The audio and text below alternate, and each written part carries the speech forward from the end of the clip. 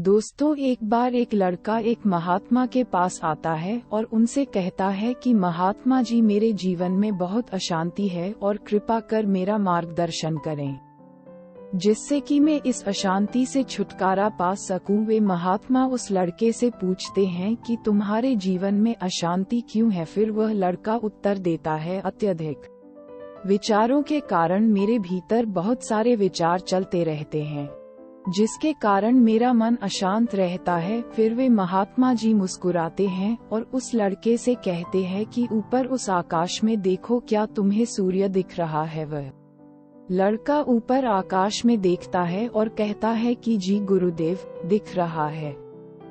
फिर वे महात्मा जी उस लड़के से पूछते हैं कि अगर तुम लगातार धूप में खड़े रहो तो क्या होगा। वो लड़का कहता है कि गर्मी लगेगी गुरुदेव, और शरीर में बेचैनी पैदा हो जाएगी। फिर वे महात्मा जी उस लड़के से पूछते हैं कि अगर धूप में खड़े रहने से तुम्हें गर्मी लगती है तो इसमें दोष किसका है, सूर्य का, गर्मी का या तुम्हारा। वो लड़का थोड़ी देर सोचता है और कहता है, कृपा कर आप ही बताए गुरुदेव। वे महात्मा जी मुस्कुराते हैं और उस लड़के से कहते हैं कि सूर्य का काम है गर्मी देना और गर्मी का काम है गर्मी लगवाना, इसलिए दोष तुम्हारा है कि तुम धूप में जाकर खड़े हुए हो। तुम चाहो तो तुम छाया में जाकर बैठ सकते हो। ठीक उसी प्रकार हमारे मन का स्वभाव है विचारों और भावनाओं की खिचड़ी पकाना, और विचारों और भावनाओं का काम है तुम्हें दिशा दिखाना। अब उस दिशा में तुम्हें चलना है या नहीं, यह सिर्फ तुम्हारे हाथ में है। देखो, ध्यान से समझो कि विचार और भावनाएं समस्या नहीं है, बल्कि तुम्हारा उनसे जुड़े रहना समस्या है। सोचो कि तुम धूप में खड़े हो और तुम चाह रहे हो कि तुम्हें गर्मी ना लगे। क्या ये संभव है? अगर तुम्हें गर्मी से बचना है तो तुम्हें अपनी जगह बदलकर धूप से छाया में जाना है। मनुष्य होने के 4 आयाम हैं: मन, दिल, बुद्धत्व। दोस्तों, बुद्धत्व यानी कि को बुद्धि के परे की स्थिति है, उसे बुद्धत्व कहा जाता है।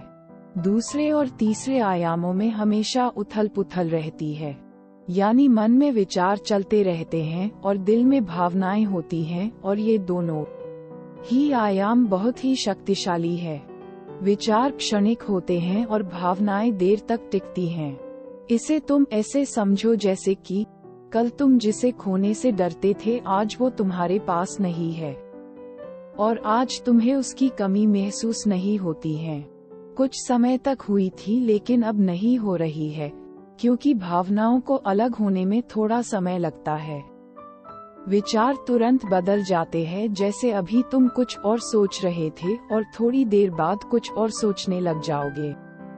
इन भावनाओं के कारण ही तुम्हें किसी से प्रेम हो जाता है, और फिर वही प्रेम नफरत में बदल जाता है, मित्र ही शत्रु बन जाता है।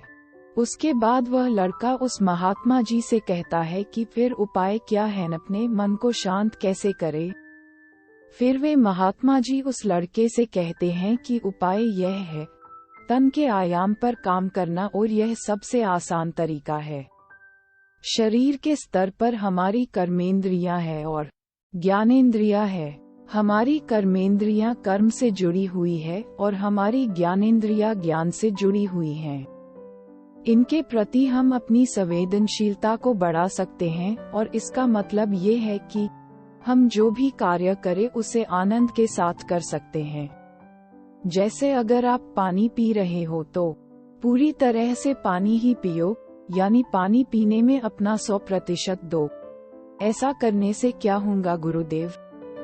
ऐसा करने से तुम मन और दिल के आयाम से हटकर शरीर के आयाम पर आ जाओगे, और यह बिल्कुल ऐसा है जैसे कि तुम धूप से हटकर छांव में आ गए। मन और हृदय के आयाम पर अपना काम चल रहा है, लेकिन तुम्हारी जागरूकता तन पर आ गई है। जैसे कि सुबह उठो तो सूरज की किरणों को महसूस करो और हवा को महसूस करो। आंखें बंद करके पक्षियों की आवाजें सुनो। लगातार तन के आयाम पर काम करने से तुम एक दिन हैरान हो जाओगे कि तुम पक्षियों की आवाजें तो कानों से सुन रहे हो, लेकिन तुम्हारा चित्त शांत हो रहा है। तुमने अपने चित्त पर कोई कार्य नहीं किया, लेकिन फिर भी वह शांत हो रहा है। इसीलिए पहला उपाय यह है कि हर कार्य को तन के आयाम पर जागरूकता के साथ करना। और दूसरा उपाय है अपने भीतर के नाद यानी सुर को सुनो। फिर वह लड़का महात्मा जी से पूछता है कि गुरुदेव अपने भीतर के सुर को कैसे सुने। फिर वे महात्मा जी उससे कहते हैं, किसी शांत जगह पर जाओ जहाँ पर कोई शोर न हो और अपनी आंखें बंद करो और अपने भीतर के सुर को सुनने का प्रयास करो। हैरानी की बात यह है कि वह सुर कभी भी बंद नहीं होता है और वह हमेशा बजता ही रहता है। फिर वह लड़का पूछता है कि तो फिर उस सुर को मैं अभी और इसी वक्त क्यों नहीं सुन सकता हूँ? वे महात्मा कहते हैं कि बाहर के शोर के कारण तुम उसे नहीं सुन पा रहे हो। अगर तुम अपने भीतर के सुर को अभी सुनना चाहते हो तो तुम्हें अपने दोनों हाथों से अपने कानों को बंद कर दो और सुनो। तुम देखोगे कि यह सुर बिना किसी यंत्र के बज रहा है, और जब तुम इसे सुनोगे तो तुम अपने हृदय और मन से दूर हो जाओगे और तुम्हारा चित्त शांत होने लगेगा। एक बात हमेशा याद रखना कि मन सबसे ज्यादा सक्रिय तभी होता है जब इसे तुम्हारे द्वारा ऊर्जा मिलती है। अगर तुम अपनी ऊर्जा को अपने तन को और अपने भीतर के सुर को सुनने पर लगाओगे तो तुम्हारा मन कैसे सक्रिय होगा। पर समस्या क्या है पता है तुम्हें? हम अपने विचारों से और अपनी भावनाओं से लदते रहते हैं और इसी में ही अपनी ऊर्जा को खत्म कर देते हैं। फिर हमें हर बार की तरह हमें अशांति घेर लेती है। इसीलिए अपने मन को शांत करने के लिए ये दो काम करें।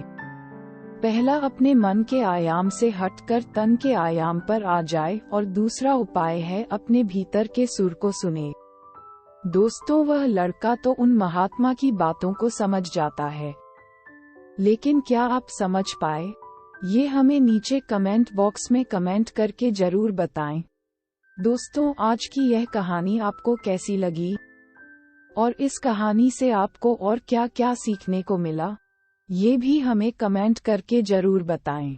साथ ही अगर आपको ये कहानी पसंद आई होगी और आपके लिए कारगर साबित हुई होगी तो इसे अपने दोस्तों के साथ इसे अवश्य शेयर करें। धन्यवाद।